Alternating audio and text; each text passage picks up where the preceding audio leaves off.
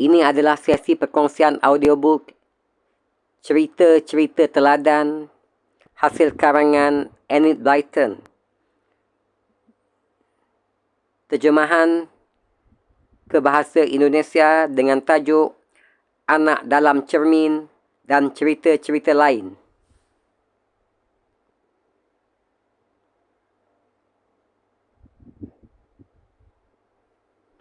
Sanksi pelanggaran pasal 113 Undang-Undang Nombor 28 Tahun 2014 tentang Hak Cipta.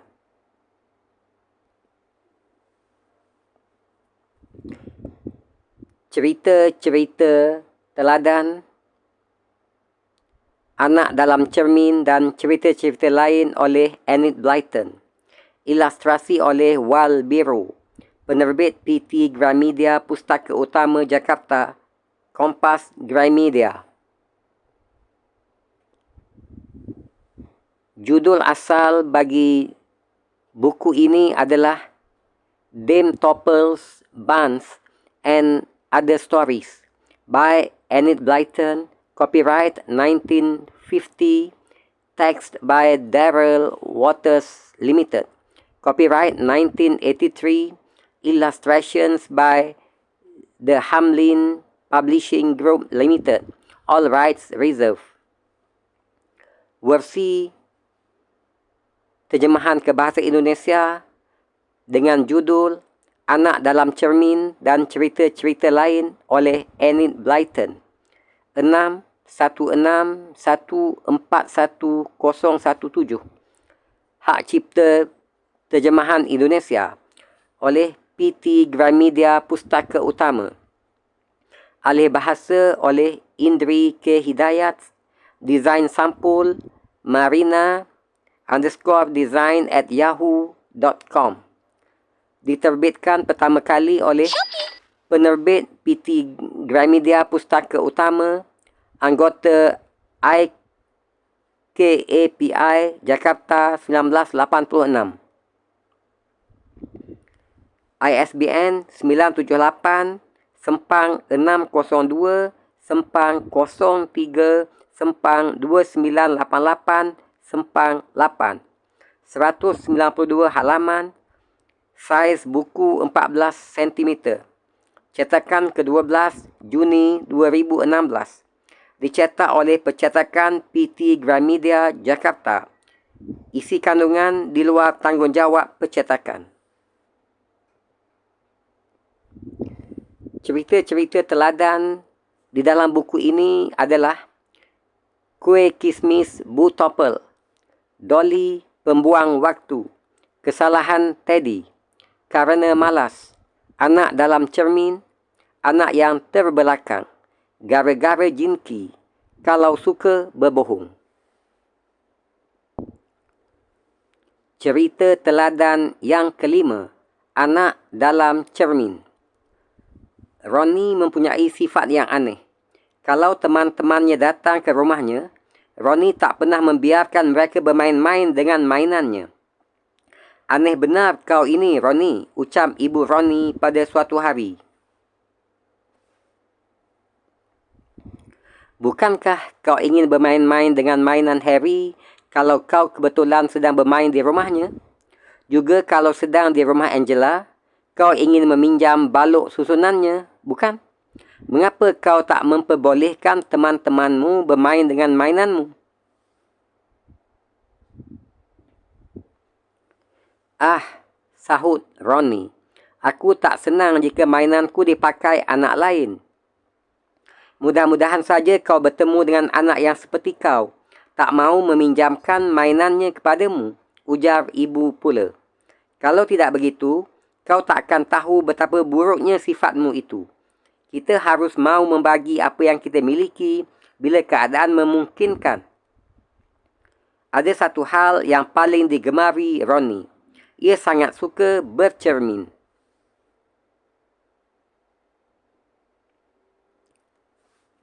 Di kamar ibunya ada sebuah cermin berukuran sangat besar. Tingginya sama dengan tinggi ruangan. Ronnie senang sekali berdiri di depannya sambil mengamat-amati segala sesuatu yang terpantul di situ.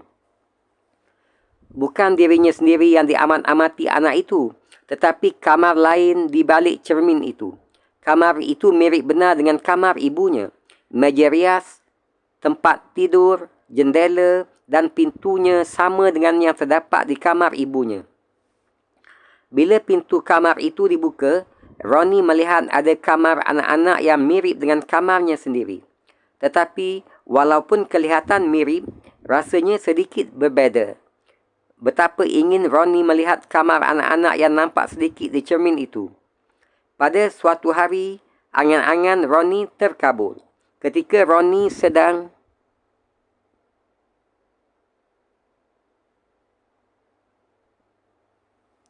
bersandar pada cermin kesayangannya, tiba-tiba cermin itu seperti terbuka dan Ronnie jatuh ke belakangnya. Ronnie sangat terkejut. Cepat ia berdiri sambil tertawa gembira. Nah, sekarang aku bisa melihat kamar anak-anak yang sering kulihat di belakang cermin, ujarnya sambil berlari ke pintu menuju kamar anak-anak yang terlihat di cermin. Ronnie sudah berada di balik cermin sekarang. Hatinya berdebar-debar menanti apa yang akan dilihatnya di kamar anak-anak itu.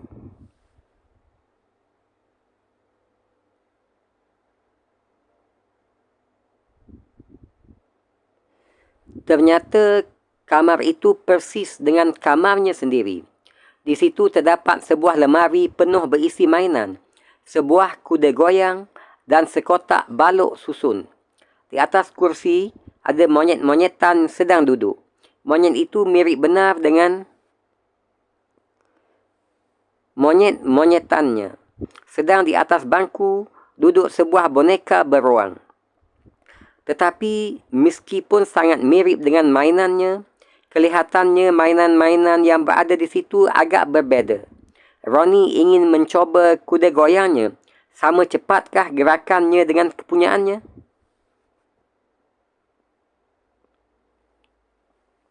Ronnie beranjak hendak naik ke punggung kuda itu. Tetapi tiba-tiba saja seorang anak berlari-lari masuk. Anak itu berwajah mirip sekali dengan Ronnie. Mereka betul-betul seperti anak kembar. "Sedang apa kau di kamarku?" seru anak itu. "Pergi, jangan naiki kuda goyangku." "Oh, kukira ini kudaku," sahut Ronnie. Hatinya jengkel pada anak yang pelit itu. "Apa salahnya sih? Kalau aku mencoba naik kudamu sekali saja?" "Itu bukan kudamu, itu kudaku," seru anak tadi sambil menyeret Ronnie turun dari punggung kudanya. "Aku tak mahu kudaku ditunggangi orang lain. Pergi kau." Betapa jahatnya anak ini, fikir Ronnie. Ia tinggalkan kuda goyang tadi dan pergi mendekati lemari mainan. Tampak olehnya ada sebuah lok kereta api bermesin putar di situ.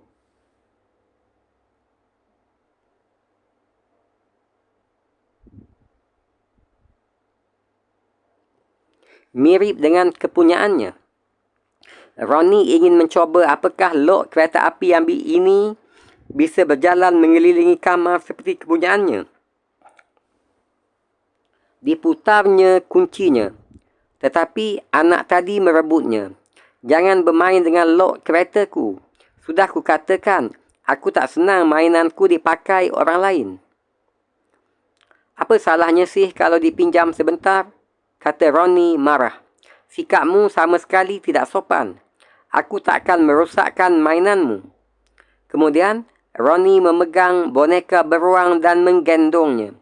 Ah, betapa mirip dengan boneka beruangnya sendiri. Lehernya pun berpita biru lusuh seperti boneka beruangnya.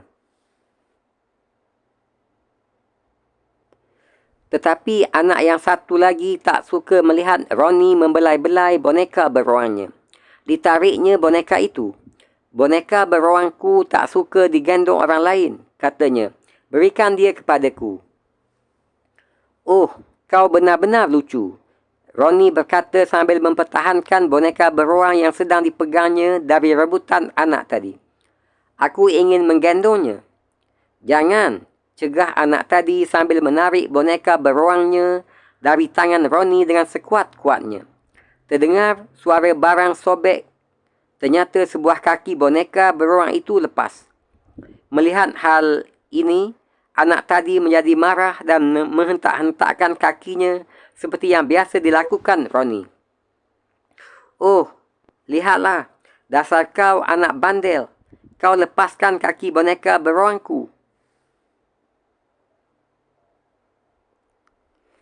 Bukan aku yang melepaskannya, kau sendiri, seru Ronnie.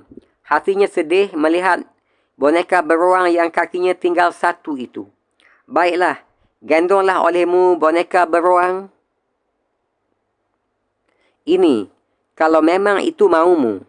Aku akan melihat-lihat buku. Siapa tahu kau punya buku yang belum kumiliki di rumah? Ronnie meraih sebuah buku bergambar.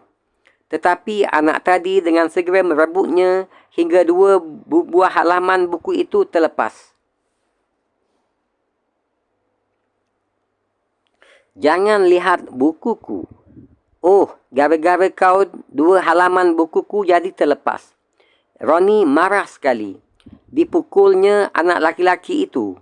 Sama marahnya, anak itu mengambil tongkat dan berlari mengejar Ronnie. Ronnie ketakutan dan segera berlari menjauhinya. Ia berlari keluar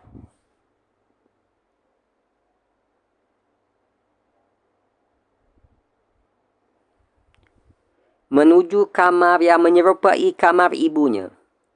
Anak tadi masih mengejarnya dengan membawa tongkat sambil berteriak-teriak dengan marahnya.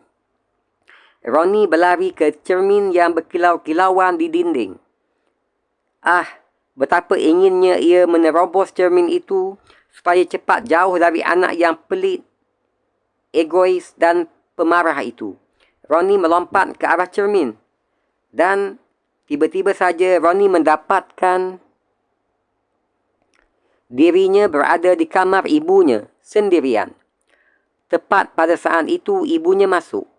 Beliau melihat Ronnie mengacungkan tinjunya kepada anak laki-laki yang nampaknya berada di balik cermin. Sambil mengacungkan tinjunya, Ronnie berteriak-teriak marah.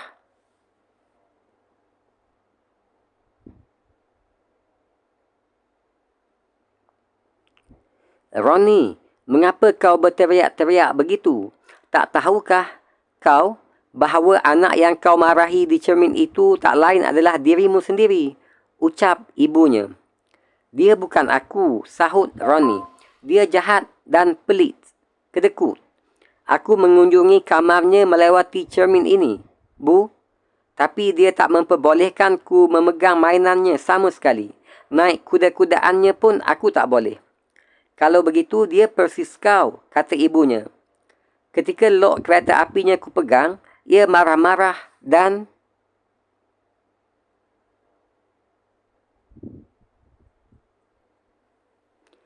merebutnya. Begitu juga ketika aku melihat-lihat bukunya dan menggendong boneka beruangnya, tambah Ronnie.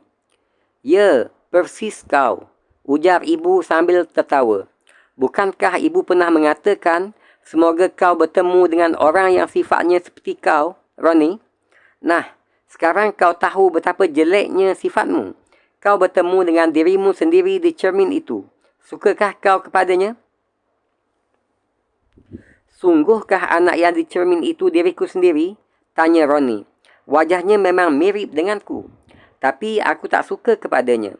Dia sama sekali tak mahu meminjamkan barang yang dimilikinya.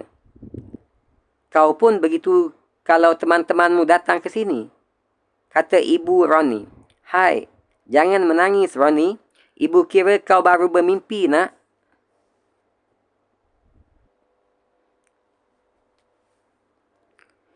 Tapi ternyata bukan mimpi. Sebab ketika Ronnie masuk ke kamarnya sendiri, didapatinya boneka beruangnya berkaki tinggal satu. Di lantai, ditemuinya sobekan buku yang 2 lembar tadi. Aneh bukan? Bagaimana pendapatmu? Apakah sejak saat itu Ronnie akan mau meminjamkan mainannya kepada teman-temannya yang datang ke rumahnya?